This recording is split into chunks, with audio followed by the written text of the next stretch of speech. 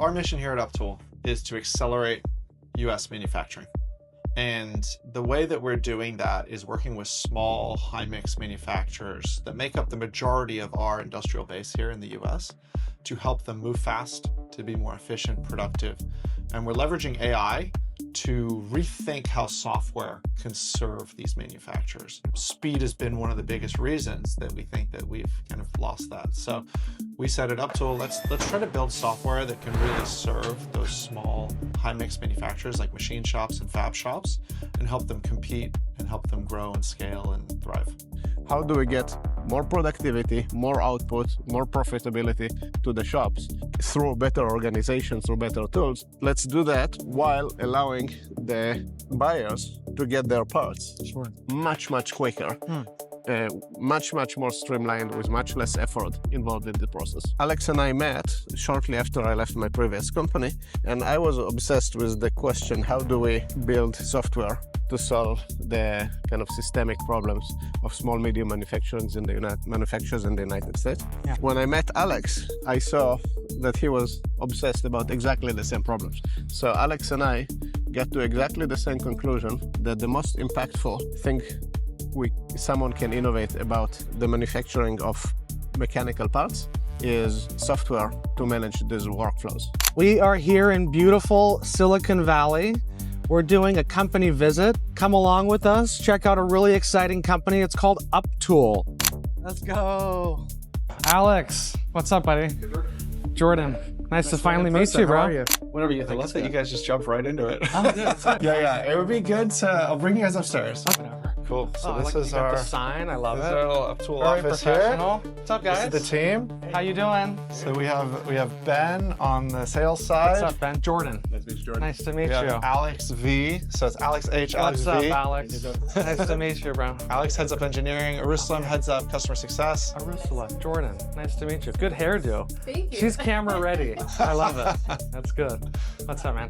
Jordan. I'm very good. Nice to meet Erica's you. on the development team. So this is where it all goes down. Yeah. You got your whiteboard going. I love it. Yeah, I actually don't know if there's anything. We may need to erase that, I think. All good. All good. Let's see, we got a little coffee action. Get the day started. Like full conference style. I love it. Yeah. Yeah, we could just sit down here. People are going to be watching the video being like, why is their conference room bigger than their office? Speed is the biggest thing for us. That's kind of our guiding principle. And when we look at the best US hardware companies and innovation and technology, speed is, we think, the biggest differentiator. As we look at a lot of our manufacturing base that we've lost overseas over the last decades. What made you think, okay, let's go after quoting? Like, what was the idea of that being the mission? Yeah, so Benny and I, before we started working on the actual software, we spent a few months just really embedded in a bunch of small high-mix manufacturers.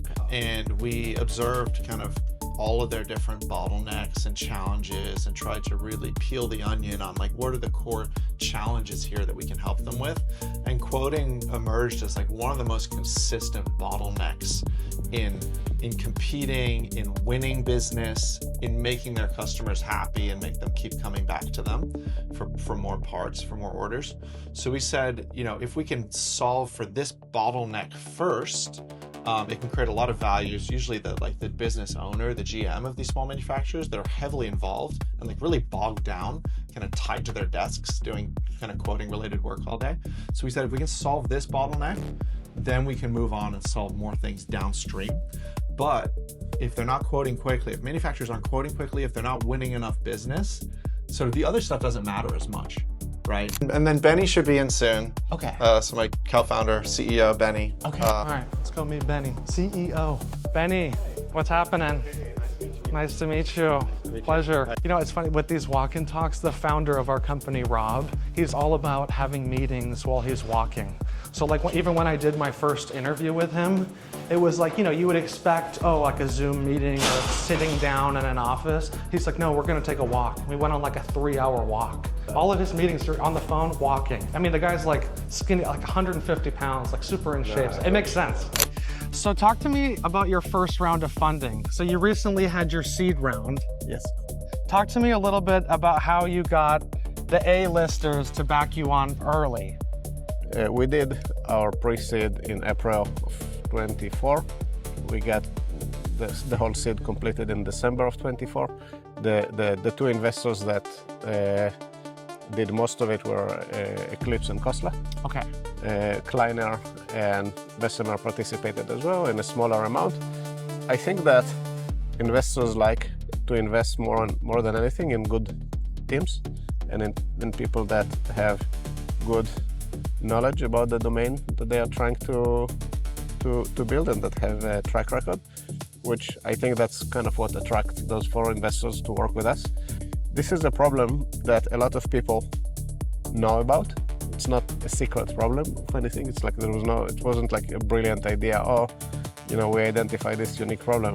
I think this is a hard problem because on one hand, those shops, this is a small, medium business universe. They really lag software adoption.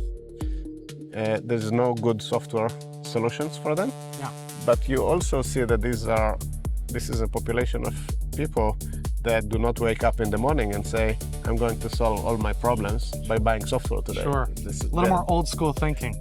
And, and for good reasons, right? They have things that they need to work on. They have problems of their customers and they need to solve. And software traditionally has not been the tool that would make them more effective. Sure. So what was one moment that you realized that this was really working? What was the takeoff point? Yeah, so that's actually very easy. So we from the get-go, we built the product so that it will be very fast, so that people could quote way faster than they are doing it today. The challenge has always been, how do we onboard customers very quickly so that we can overcome the friction in the first meeting, and that when we leave them with the software, they already are users of the software, so that we don't get into months of deployment and of onboarding, right? But we do it very quickly. Yeah. And initially, when we did that, we had a lot of customers that we onboarded and then they didn't use the software. Okay. The critical aha moment was we connected the customer, and when we connect them, they get this onboarding invitation email. And we tell them, don't do anything about this, we'll come to onboard, we will teach you how to do that. This was an insubordinate customer. He ignored us, he went in, and before we even onboarded them, they started using the system and quoting it. Okay. So they self-onboarded themselves. So when we saw that, it was like, okay, we have a product that works, that customers can start using on their own. The user interface is that easy. That's a good sign. So that was the moment when it's like, okay. Fantastic. And where do you see the company going in the next few years? What's the goal? What's the pipeline looking like? So the fact is that about almost half, like 40% of the cost of machine shop is labor. Machine shops operate at utilization that is very low, around 20% equipment utilization. And kind of on one hand, when we think about automation for machine shops, the vision that we have is, how do we add, not reduce, add 10% more labor to a shop, but triple the output, right? So it's, when we think about productivity and automation, we don't think about reducing workforce, we think about how do you add a little workforce, a little shifts, but make more money. Make much more money, right? Yeah, of course. And both make much more money, but also as you make these products with much higher productivity, they become cheaper. Right, the efficiency of it, for sure. Right? So, and make this industry in the US much more competitive compared to imported goods, right? What's something harder about building in this space that most people don't expect? It's a good question. So I think so the most interesting aspect of that is that it's a human nature. The reason why this process has been manual, and even though we have all these CAD models, electronic data format, in the 21st century, the workflow around that is not dissimilar how people operated at the end of last century. And the reason for that is human nature, that people are not very good at organizing information, right? So and the most challenging part is for us to actually see how the information is currently transmitted from the vendor from the customer to the vendor to the machine shop, right? Yeah. And basically present packages information for LLM, and then LLM takes actually the much better job of organizing, putting the information in the database, and ultimately producing the electronic formatting record for the machine shop. So what are you most excited about building next? This quoting module which we offer right now as a product is just the tip of the iceberg, right? So what we see, as I mentioned, many machine shops are operating in the mode not dissimilar to 1990s of last century, right? So we would like to basically embed ourselves and make ourselves a truly operating system of the machine shop. Okay. Not a computer operating system, but the way that they handle the documents, their workflows, and rely on Uptool for their day-to-day activities. We're going to head over to one of their customers, Hester Fabrication, and they're going to give us a little demo of how they're using Uptool and how it's helped their process. So stay tuned, it should be exciting. Love the sign. Yeah. Fancy. Yo. There he is. Did I make my cue? How's it Yeah, going? perfect. How are you? Great. Jordan. How's it going, Jordan? I'm John. John, nice to meet you. Nice to meet you. All right, so we're here at Hester Fabrication. Yep. Tell us about the business and what you do here. So we're a precision metal fabricator. We do a lot of precision weldments, anything laser cut, formed, CNC, machined. If it's hard, we like to build it. But it's been great because Uptool allows us to have the transparency. So when I don't even see the emails that are coming through of an important RFQ, he's like, "Hey, what about this? You know, I'm just going to take this. We're going to assign people in there," and it's been extremely helpful. So John was one of our first customers. He was early in our beta program. So a lot of his feedback was helping us shape the product. There's another one back there too. You can see the computer going through the steps. And if you go over there, you can actually get a shot of what the laser's doing. So it's cutting a piece of stainless with probably a grain finish on it. That's why it has the PVC plastic on top. So it goes through and etches the plastic first, and then it comes back and actually cuts the material with what it's doing right now. Yeah, you can see the cut quality is pretty good. Cut thick metal too. Yeah, this is I think 3/16. Cuts it really good. And then he's getting ready to form something over here. We can go look at. This is Oh, this is cool. This is a set of stairs for a hospital. So this would be the entry stair going into a hospital.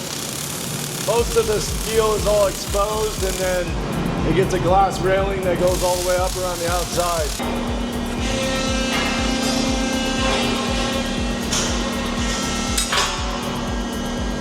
That's pretty good. You guys got laser, welding, bending. Before Uptool, when jobs would come in, how would it work? You know, with the quoting process, was it a manual process? Like, how did it go down, and how is it different now with Uptool? So before it was all manual. We had a built out Excel tracking sheet that we used that had all our quotes, and so it originally started when I first got here. It was you had one Excel sheet per customer, and so you'd save the template every time we get a new customer. You save the template, and each tab, every job would get its own estimating tab, which was listing out all the parts of the whatever plate and tubes are needed, all the raw materials, and then the steps of the fabrication process would go on there as well.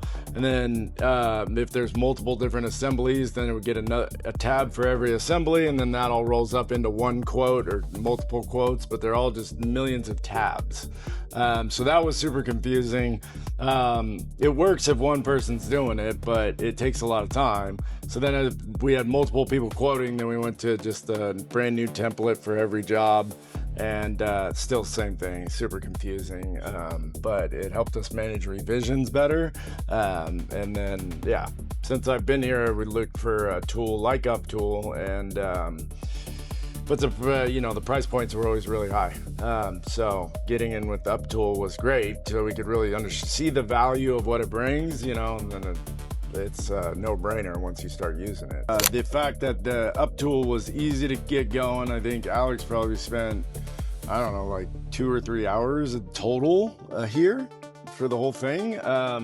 And then the rest of it was just kind of, you know, we just play around with it. It's very intuitive and it started working really easily. So What changed operationally once it was implemented? being able to get through the like quoting, there's a lot of stuff in quoting that's easily automated, right? I shouldn't say easily automated, but like measuring the length of a part and the thickness of a material is like, it doesn't take somebody of my caliber to do that, right? So like the fact that that is done for you and then my time can be spent on making sure we're going to win or lose on the job and not counting the thicknesses of materials, that was the biggest change that we've had so far. Any specific example where it sped something up or kind of unlocked more work? I would say the amount of quotes that we can handle per person is a lot higher. So that's been the big thing, because before it was bottlenecked by me before. So now that Kevin's started doing quoting on the old system, but the oversight was horrible, right? Because it's on the old system, you couldn't tell what the person was doing unless you actually quoted it. You had no idea what it was. So now the oversight's there, so it's easy for me to, you know, hand off more quotes to other people and, you know, be assured that it's going to be, I can review them quickly and sign off on them and we know we're safe. And so I can focus more time on working, you know, on the business instead of in the business. That's been the biggest thing for me.